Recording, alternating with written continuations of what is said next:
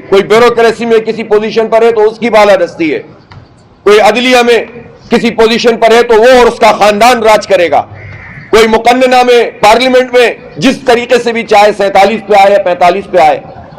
وہ اپنی جو ہے وہ ہیجمنی اپنی اجارہ قائم کرتا ہے۔ تو ایسے میں جب تعلیم کے مواقع محدود ہوتے جاتے ہیں، جب روزگار کے مواقع محدود ہوتے چلے جاتے ہیں، جب پاکستان کے وسائل پاکستان کے لوگوں پہ نہیں لگتے تو یہ ضرور ہوتا ہے کہ نوجوانوں میں ایک مایوسی پھیلتی ہے اور لوگ یہ سمجھتے ہیں کہ اس ملک پہ ہمارا اب کوئی مستقبل نہیں ہے۔ لیکن میں نوجوانوں سے ضرور یہ کہنا چاہتا ہوں کہ اگر آپ نے اس راستے کا انتخاب کر لیا کہ آپ کا کوئی مستقبل نہیں ہے تو پھر واقعی آپ کا کوئی مستقبل نہیں ہوگا۔ پاکستان میں 25 کروڑ کی آبادی میں 80% لوگ 40 سال تک کی عمر کے ہیں، 65% لوگ 30 سال تک کی عمر کے ہیں۔ یہ نوجوان سارے ملک سے باہر نہیں جا سکتے، اور کیوں جائیں سارے کے سارے ملک سے باہر؟ کوئی پڑھنے کے لیے جاتا ہے، کوئی تجارت کے مواقع حاصل کرنے کے لیے جاتا ہے، ٹھیک ہے یہ تو ہوتا ہے، لیکن مایوس ہو کر آپ چلے جائیں کیوں؟ یہاں کیا کس چیز کی کمی ہے؟ یہاں معدنیات ہیں، یہاں پیٹرول ہے، یہاں گیس ہے، یہاں پر سونا ہے، یہاں تانبا ہے، یہاں کرومائٹ ہے، یہاں کوئلہ ہے، یہاں پر سمندر ہے، پورٹس ہیں، یہاں دریا ہیں، یہاں لہلہاتے کھیت ہیں، اور سب سے بڑھ کر اس کی یوتھ ہے۔ اتنے بڑا پوٹینشیل کسی ملک میں موجود ہو، ہر موسم ہر فصل اور ہر چیز دستیاب ہو، اور پھر اس کے نوجوان اگر مایوس ہو رہے ہو تو اس کا مطلب کیا ہے؟ اس کا مطلب یہ ہے کہ جو لیڈرشپ اس وقت براجمان ہے، لیڈرشپ کا مطلب صرف پولیٹیکل لیڈرشپ نہیں ہوتی، نظام کے اوپر قابض لیڈرشپ، اس نے پاکستان کے نوجوان کو مایوس کیا۔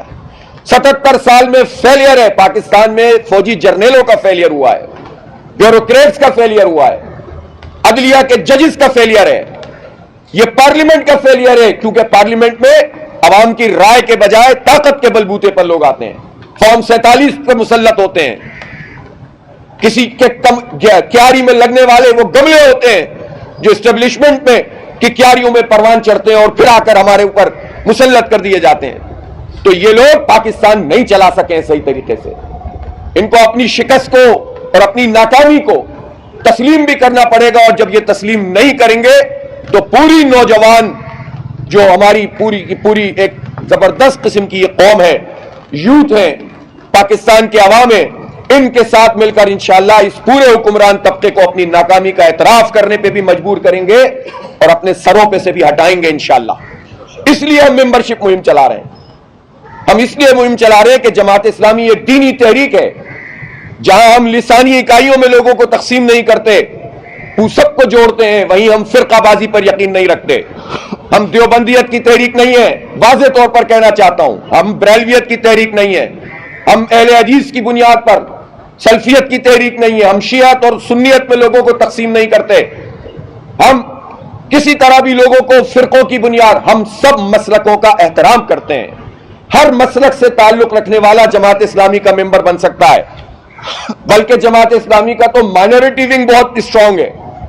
اور یہ مائنورٹی ونگ میں چیلنج کرتا ہوں کہ پورے پاکستان کی کسی پارٹی کے پاس اتنا منظم مائنورٹی ونگ نہیں ہے جتنا جماعت اسلامی کے پاس ہے۔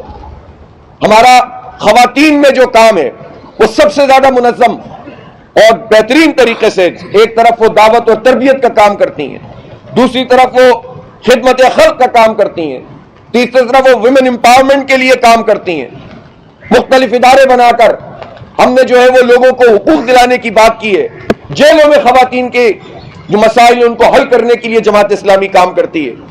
تو اس لیے جماعت اسلامی ہی پاکستان کے عوام کی سب سے بڑی چوائس ہے،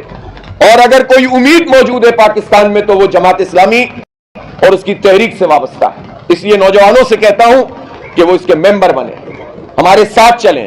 ہم فرشتے نہیں ہیں، انسان ہیں، غلطیاں کر سکتے ہیں، کوتاہیاں کر سکتے ہیں، ہم مل کر ایک دوسرے کی اصلاح کریں گے، ہم مل کر ایک دوسرے کی تربیت کریں گے، ہم مل کر سب پاکستان کو مضبوط بنائیں گے، ہم مل کر اس قابض مافیا جس نے ہم پر آئی پی پیز کا عذاب مسلط کیا ہے۔ آپ ذرا ترتیب تو دیکھیں، 1994 سے لے کر اب تک، ظاہر ہے جب ہمارا بجٹ تو ہمارے پاس جو ہے سینکڑوں ارب روپے ہم آئی پی پیز کو دے رہے تھے، اب کرتے کرتے جب ہم 18 ٹریلین پر آ گئے تو ہم 2 ٹریلین سے زیادہ اپنے ڈیفنس کے بجٹ سے بھی زیادہ اس وقت آئی پی پیز کی کیپیسٹی پیمنٹ دے رہے ہیں، یعنی وہ بجلی کہ جو ہم استعمال نہیں کرتے یا پروڈیوس نہیں ہوتی، اس کے پیسے پاکستانی قوم اپنی بجلی کی بلوں میں دے رہی ہے. اس کو آئی پی پیز کی کیپیسٹی پیمنٹ کہتے ہیں. اور صرف اتنی سی بات نہیں ہے، میں پوچھنا چاہتا ہوں ان ساری جماعتوں سے جنہوں نے آئی پی پیز کو ہم پر مسلط کیا اور مراد دی ان کو، نون لیگ، پیپلز پارٹی، پی ٹی آئی، ان لوگوں نے، اور ان کو ٹیکس سے ایگزم کیا. انکم ٹیکس تنخواہ دار پہ تو لگایا ہوا ہے. ہم نے دھرنا دیا، احتجاج کیا. ہم نے جب حکومت سے بات چیت کی کہ آپ یہ ختم کریں، ہم نہیں کر سکتے، آئی ایم ایف منع کرتا ہے. تو اگر I M F I P Ps کے انکم ٹیکس کی ایگزمشن پر اعتراض نہیں کرتا اور تنخواہ دار کے سلیب کو کم کرنے پہ اعتراض کرتا ہے، تو یا تو تم جھوٹ بولتے ہو یا آئی ایم ایف ثابت کرتا ہے کہ وہ سب سے بڑا ساہوکار ادارہ ہے پوری دنیا میں، پوری معیشت کو ٹول کر کے اپنی مرضی کا نظام چلانے والا ادارہ ہے. اور دونوں ہی باتیں درست ہیں، اس لیے کہ جو آئی ایم ایف کی غلامی میں گیا کبھی نجات نہیں ملی ہے اسے. تو یہ آئی ایم ایف کا نام لے لے کر تنخواہ داروں سے پیسے وصول کریں اور بڑے بڑے جاگیرداروں کو اپنی حکومت میں ساتھ بٹھائیں. ساری پارٹیاں یہ کام کرتی ہیں. تو میں آپ سے عرض کرنا چاہتا ہوں کہ 2017 اور 18 تک ان آئی پی پیز کو جو انکم ٹیکس سے ایگزمشن ملی ہے وہ تقریباً 1300 ارب روپے ہے. اور اس کے بعد انہوں نے یہ چکر کیا نون لیگ اور آئی نے کہ اب ان کی انکم ٹیکس ایگزمپشن کہیں شو بھی نہیں ہوتی. یہ کتنا بڑا فراڈ ہے اس ملک کے ساتھ، کتنا بڑا دھوکہ ہے اس ملک کے ساتھ کہ ان لوگوں کو، غاصبوں کو، کیپیسٹی پیمنٹ بھی ملے اور انکم ٹیکس کی ایگزمپشن بھی ملے،